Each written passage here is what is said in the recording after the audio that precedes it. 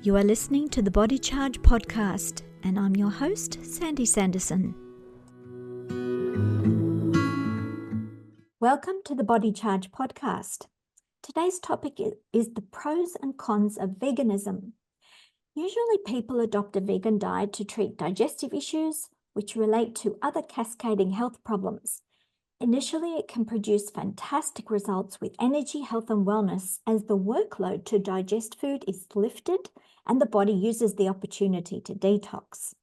However, with prolonged use of this therapy, you can overshoot the mark with unwanted side effects caused by nutritional deficiencies. My special guest today is Daina Rasutis. From civil engineer to nutrition therapist master in her private practice table to Crave, Daina utilizes her science background to run functional testing with bio-individualized approach to nutrition, thereby improving gut health, digestive issues, and skin conditions like acne, eczema, and psoriasis. So welcome aboard, Daina. Lovely to have you on board. Thanks for having me, Sandy. Yeah, that's a big package of skills and obviously very well needed these days because we're seeing an increase a lot in skin problems, digestive issues, gut disorders, and so obviously it's all connected. So my first question for you is, what are the main reasons people can suffer from acne, eczema, rashes, psoriasis, or similar kinds of skin conditions?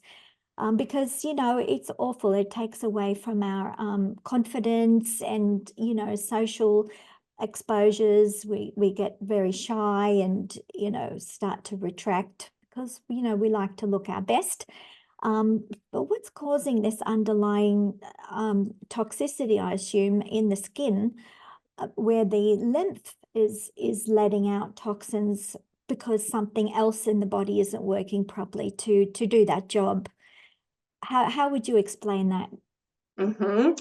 This is such a dear topic to me because that's really what brought me to nutrition, my own adult acne. So I dove into the research to really figure out what is causing acne. Back in the day, I thought, oh, it's topical. All the solutions are going to be topical and I'll find the perfect cream and it'll go away. And of course, that's not the answer. So after working with clients, I've narrowed it down to usually 4 reasons that I see, whether that's acne or other skin conditions, appear in the skin. The first one would definitely be what you just mentioned, which is poor detoxification or drainage. So that can happen because your body's not able to process toxins effectively and the other detox pathways aren't working, and therefore the detox ends up happening through your skin. So that's one reason. And I see that in a lot of my clients that have skin issues. Another big reason would be stress. And we kind of poo-poo stress thinking that it's not going to do so much, but that cortisol really affects your body. And really, if you're in that fight or flight mode, your body just can't heal. So one thing that we always work on with any skin clients is how do we reduce the stress load in your life? And that's a tough one, but it is an important one. I know all about the stress issue because my business, Elektra Magnesium, we produce skincare products to help people absorb the magnesium they need because that's the master mineral to help dampen down the stress. We need magnesium for the mitochondria, for the whole neurological endocrine system to function properly. And it's the one thing we lose under stress. You pee it out much faster. Yes, such a good point. So there we go. So we're becoming nutritionally deficient and all roads seem to be leading to the stress issue today. And, it's stress from all sorts, isn't it? It's not just psychological stress or emotional stress. It's sleep deprivation, exposure to chemicals is a stress, too much EMF, electromagnetic fields and, technology, not enough de-stressing in nature or getting some exercise. So it's a terrible soup cocktail, isn't it? We're being exposed to.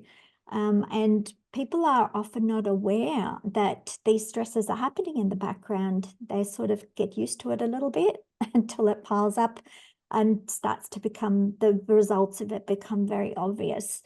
And also it affects the neuroendocrine system, doesn't it? The HPA, the hypothalamic pituitary axis. And so it is linked to hormones as well. Because I remember, back in the day when I used to get periods, every month I would get, a week worth of unsightly pimples in the corner, generally where the lymph system lets out. And I don't used to have to get makeup and, try and disguise it as you do. Yeah. So I think the hormones are also part of that issue of detoxification, because we produce hormones which then need to be detoxed. I mean, you can't have the hormones running wild all the time. It goes in cascades, in cycles. So there are systems that need to remove those excesses and those wastes that then start to malfunction. So what causes that kind of malfunction where we're not eliminating properly? So really, it's the buildup of toxins in our world, and our body needs to clear that. And there's certain factors that are needed in the detoxification process. There's different phases of it. And what's lacking right now is nutrients in our diet. And if you don't get those proper nutrients, you really can't detoxify. So it's sort of funny to me when we see these juice cleanses and things like that, you're so limited on the nutrients that you're consuming because you need a really wide array of nutrients to actually perform the detox process. So you need everything from antioxidants, which is an important part of detoxification, but you need B vitamins, you need protein because you need the different amino acids, you need fiber, you need zinc and magnesium to do detox. So we're not eating the nutrient dense diet that we need to be eating. Yeah. And that really hinders the detox process. We need a whole package. We need a holistic approach. Definitely. So understanding that holistic approach brings me back to this topic of veganism. So a lot of the time people start to feel, unwell, fatigued, they're not eliminating properly, they might be constipated, or they might have diarrhea, they might have fluctuate in IBD, irritable bowel syndrome. They might have all sorts of issues with the gut where that it's just making them feel really bad. And it can even lead to depression. It really does affect mental health as well. So a lot of the time, people, I think, choose a vegan diet because they get recommended by other people. And, it can be used very well to help clean the body or just lift the load off the digestive system for a while to allow the body to do its thing and, get back to square one. So you had your own personal journey into veganism. Can you tell us about that? Yes. So the journey was before I studied nutrition. I struggled with adult acne and I was looking for all the solutions. And I stumbled upon maybe a vegan diet would help because the research that I was doing at the time seemed like that was the way to go. That was the healthiest diet, highest in antioxidants, all the different perks that you hear about a vegan diet. So I decided to try it. And at first, I did see some improvements in my adult acne. Looking back, I think it was due to avoiding dairy because dairy can be a very common trigger for acne. And since my gut was so disrupted, I just could not tolerate dairy. I think that was the reason. At first, my skin sort of improved. I mean, definitely did not clear completely, but it improved. So I continued that diet, really got into the echo chamber of how vegan diets are the best, how we should all go vegan, and continued that diet for about 3 years. But towards the end of my vegan journey, I definitely started to see some health impacts creep in. So that's when I decided to change things. Yeah, so, it has some good pluses, can help you lose weight and clear away waste products and, help you be regular with your elimination in the bowel. Can do many good things. But over time, we start to become, mineral deficient? How would you say it starts to swing the other way? What causes that? I would say all nutrient deficiencies, and minerals are a big part of it. For me personally, I started getting sort of neurological issues, more like anger issues. And I'm not an angry person, but I started getting this deep anger in me. And I was seeing a naturopathic doctor, and she asked me how my protein intake was, and I told her, oh, I consume the recommended daily allowance. I'm totally fine. I was active. I needed definitely more protein than the RDA states. And she's told me, I think you are not able to make neurotransmitters because neurotransmitters are made from protein. And I was deficient in protein, even though I was eating the beans, I was eating the tofu. I thought I was getting enough protein. And lo and behold, I increased my protein intake and those anger issues went away.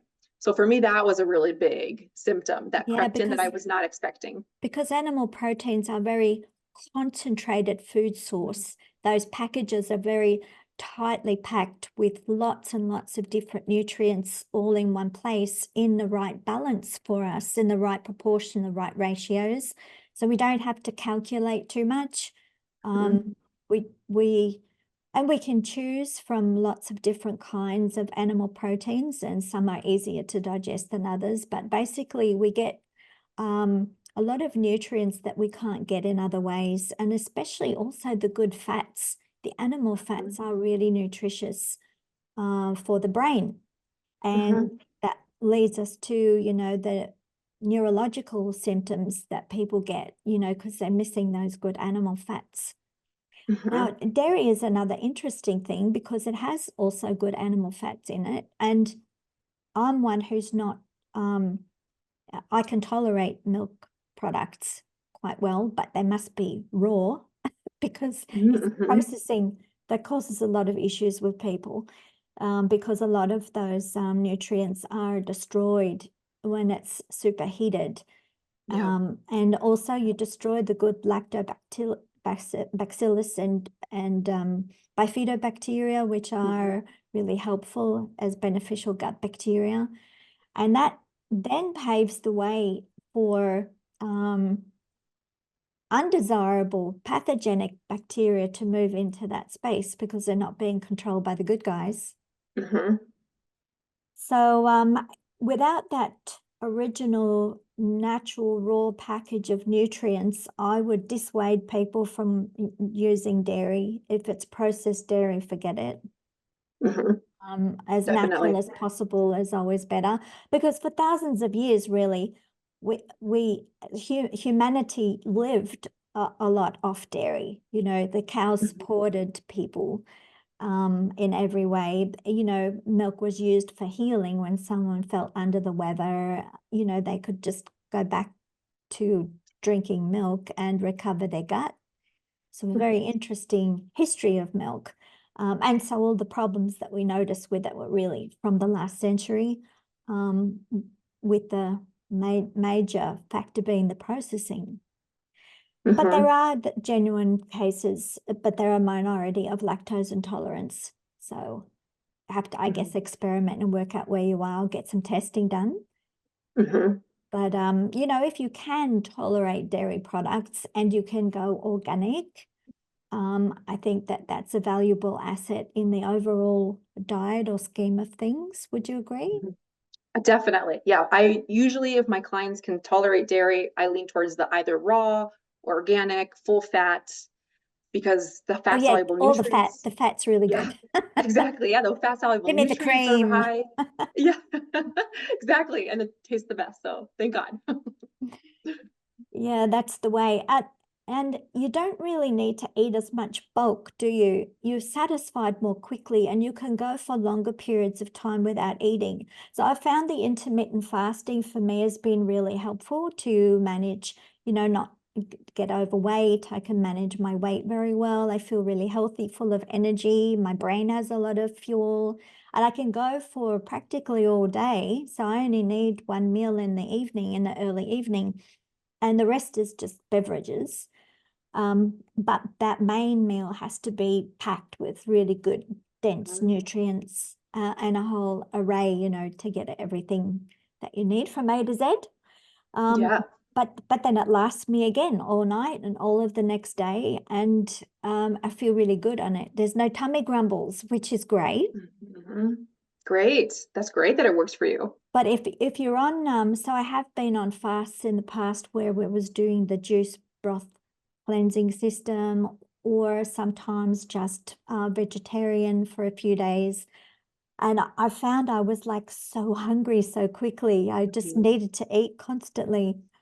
And, that can cause also a lot of other issues in the gut, including flatulence and wind and gas.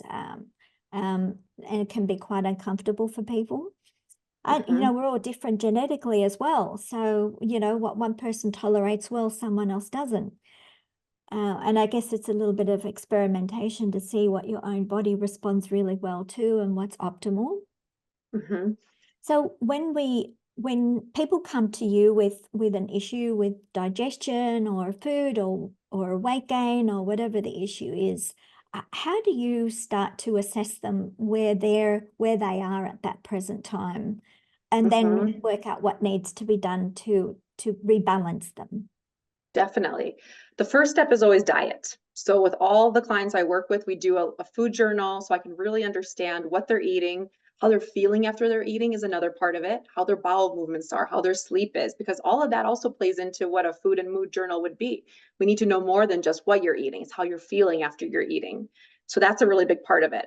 So from there, I can make tweaks, obviously cut out the processed foods, anything that might be inflammatory, making sure that we have enough healthy fats, healthy proteins, starchy carbohydrates, whatever that might be. But if someone comes to me with deeper issues, for example, they've tried the diets, they've tried cutting out gluten and dairy and all the things that we hear about, then we have to dig deeper and figure out maybe there's some kind of imbalance in their microbiome, in their gut, other food sensitivities that they've developed. So I really like to do functional lab testing. So we look at their stool through testing, we look at their food sensitivities, and over a couple month period, just really give their gut a rest. So taking out those things that are inflammatory to them, just like if you would break an arm, you would have to take 3 months off, really make sure that arm heals. Same thing with the gut. It's not forever, but you do have to spend some time tending to it and making sure that it can heal. So in the end, you can eat a wide variety of foods. Yes, because there are acute conditions such as inflammatory bowel disease, and then that category is Crohn's and colitis. And some people even develop lesions on the lining of the gut, which makes it very painful to eat. And that can be associated also with SIBO, so small intestinal bacterial overgrowth, where you get carbs become very sensitive to people because they feed the SIBO bugs. And so as soon as they have anything like even good vegetables, they can get a flare up of very painful gut, wind, gas, rumblings, and it just feels really uncomfortable. So these people are moving more and more towards ketogenic kind of a diet because it's more calming and soothing to that inflammatory system. So what do you recommend for people who have this kind of intolerance to carbohydrates? And and we need some for fiber and water so that we don't get constipated either. And we need the vitamins and the nutrients they deliver. So how do you reconcile this kind of, contradiction, really, isn't it? It is. And that's a really good point that you bring up because of vegan diets. So with vegan diets, they're very, very high fiber because everything's coming from a fibrous source. Everything's coming from plants. And that's the big thing when people go on vegan diets, they get a lot of digestive issues because even though in a way you can think it's easier to digest plants, but it's really not. It takes a lot of work from the digestive system to break down the fiber, let it pass through, and that those bacteria can start eating it and then making gas. So if someone tries a vegan diet and they're like, oh my gosh, I feel worse, I get really gassy, that's a big red flag that maybe they have something like SIBO, maybe they have something like a yeast overgrowth or a parasite or just other bacterial imbalances. So really, if you're in that situation where it seems like every type of plant bothers you, there is a diet called the low FODMAP diet. That's one thing to try. It'll just list the foods that are more reactive and less reactive. So you can lean on the foods that are less reactive. And if you find that your symptoms do get a lot less severe with eating that low FODMAP diet, that's a big sign that you either have SIBO or some kind of bacterial imbalance in the gut. And something like stool testing could be really beneficial. Yep. So is that something your clinic does, the stool testing? Yep, most of my clients will do a stool test just to really rebalance the gut microbiome because really our health really depends on how the gut's doing. Yeah, because you've got to get that environment right. So just popping probiotics may not be the answer because if they can't plant themselves into a good environment, then they'll just wash out and go nowhere.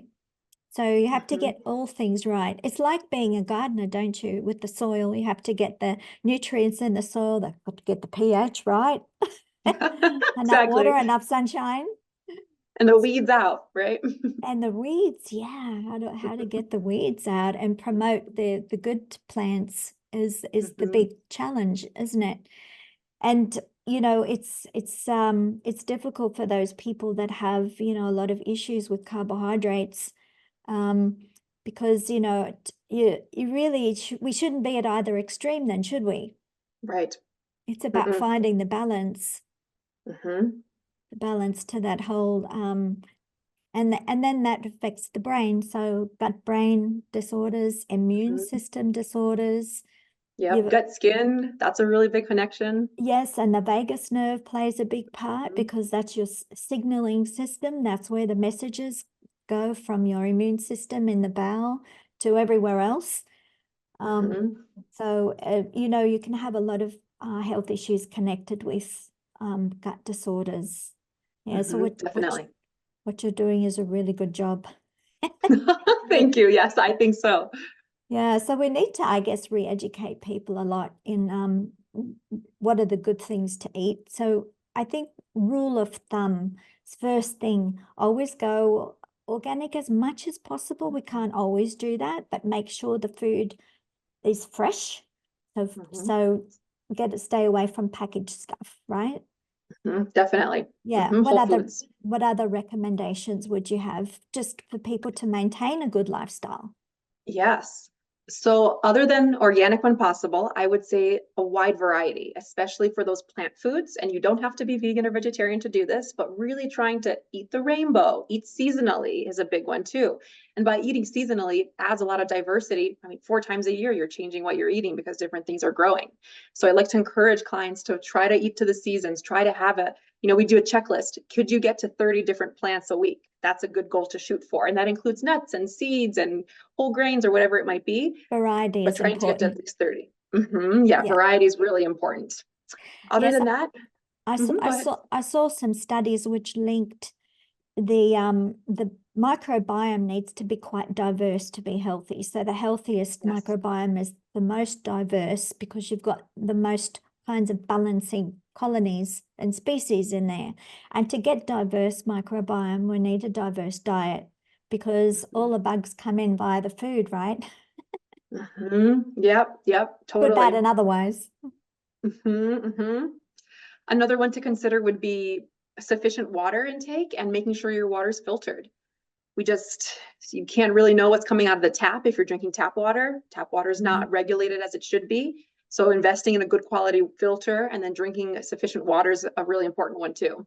Absolutely. That is so important. Water is the most important thing we put in the body. And a lot of tap water in cities anyway is fluoridated. Fluoride directly suppresses enzymes. It blocks magnesium. It actually really affects the gut in a big way, shutting things down. It works like an antibiotic or a pesticide, really. It's like using a pesticide on your guts.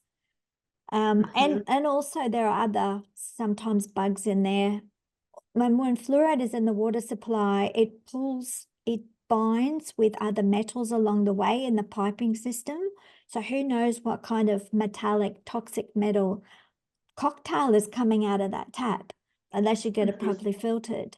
And then we get back to filtered water is not the best either, even though it's better than the tap water because it's devoid of minerals. So you have to put the minerals back in. So we found that it's very beneficial to add magnesium chloride back in, but if you don't have any magnesium, at least get a pinch of Himalayan salt or Celtic sea salt, a whole food salt with all the minerals in it. Take a pinch and put it in per drinking water bottle. So you get some mineralization, which will also increase the pH. So make the water more alkaline, which is great for the body. The body thrives a lot in alkaline water. All the electrical systems work much better because we need to be in that slightly alkaline charge in the cells. So water is huge, huge, and it's huge for the brain. When you drink mineral water, within minutes, you feel it in the brain. It's that quick. So Yeah. people can often get headaches from dehydration and not realize they're dehydrated because the thirst mechanism doesn't always work. And they Right. might go to the doctor and say, "Doctor, I'm getting all these headaches. What do I do?" Well, take some headache tablets. They Yeah. don't usually ask, "How much water are you drinking?" Right. And yeah, are you adding minerals to your water or That's right. diet? Yeah, definitely. And that's the most natural way to consume minerals is in food and water. That's how we evolved. Tablets are very hard to digest and absorb, especially if you already have a pre-existing gut disorder of some kind, Right. maybe not making enough stomach acid to digest the food properly. You've got all sorts of binders in those tablets. And then it's hard to get a high concentration traveling across the gut wall. It's kind of designed for what would normally be in food and water, which are lower concentrations. And that's why magnesium tablets can act as a laxative for many people because it's just too much at one time. Most of it's lost in the digestive system. And so that's why we have developed it with Elektra Magnesium, great magnesium absorption tools using the skin because it's the largest organ of the body and a great reservoir for minerals. The body can pull from that reservoir whatever it needs when it needs in its own time. So it's a lovely natural way of getting magnesium into the body, very calming as well. And that leads us back to the stress. We need lots of tools to get rid of stress and avoid the health repercussions of stress. How do you apply the magnesium? Is it inner elbows or anywhere in the body? So we have different concentrations. Magnesium cream is used as a skincare product. So it's chemical free. It's all natural ingredients. And the really rich plant fats and butters help transit the magnesium into the skin because skin is lipophilic. It loves to pull in the fats. Fats hold the moisture in to help the skin look younger and be more resilient. And at the same time, the magnesium ions are held in that membrane of the skin until the body picks it up and transits to other parts of the body that need the magnesium. So it's like a dinner plate in the skin. And we have lotions which are stronger with less fats, suiting more the active, sweaty athletic type. And we have a very strong magnesium oil spritz for more acute conditions if you want to focus on one area. It's extensively used by a lot of massage therapists, you know, when they're massaging and focusing on something that's more tight, sprained, you know, even arthritic. It helps. So magnesium helps loosen everything up. It calms down. It directly suppresses adrenaline. And it also helps create more blood fluidity and elasticity in the muscles and joints in the collagen structures. So I say to people, it's kind of like the WD-40 for the body, but the good stuff.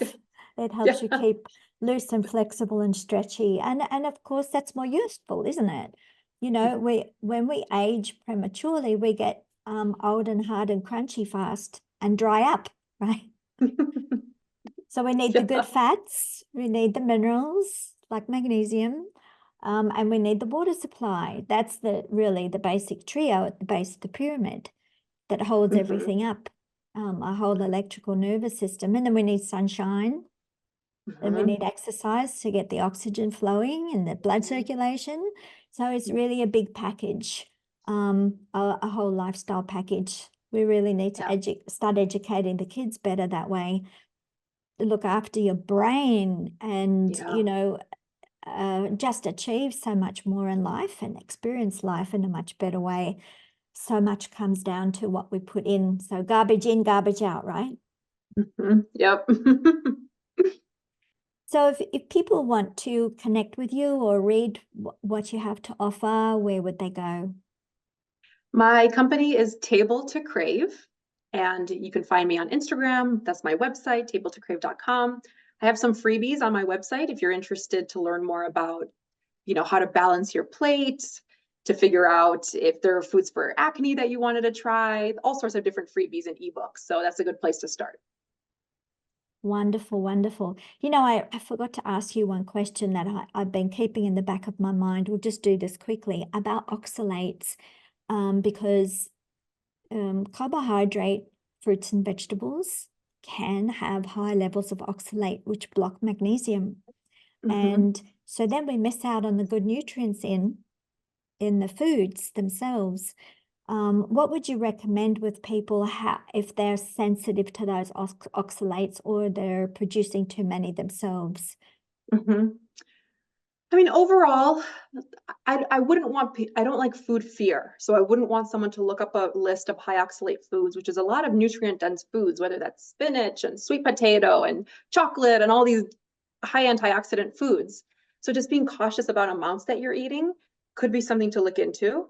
And if you're just a regular person, you don't necessarily have oxalate problems, not going too crazy with those high oxalate foods. So for example, if you're always putting spinach in your smoothies every single morning, and kale, that can build up. And kale. So just being really, it comes back to diversity. Yeah. If we eat a diverse diet, we're not going to jump into these issues as much. We have a lot of fear mongering about these, whether it's lectins or oxalates or whatever it might be. That's true. But if your diet's diverse, you're likely not going to run into many of those issues. Because so that's really the most important thing. Diversity gives that balance, doesn't it? It helps neutralize something else. Exactly. And the other thing is the way you cook something. So I think a lot of those oxalates are neutralized with cooking as well. So that may be an alternative to eating it raw, you know. Another form of diversity. Yeah. Yeah. Not everything raw. Yeah. Yeah. So really, it's been lovely talking to you. This has been a great interview, and I'm sure people will get a lot out of it and get really motivated to adjust their diets Good. according to their personal needs. Yes, of course. Thank you so much. All right, Sandy, thank you. I hope you liked this conversation and will share it with others.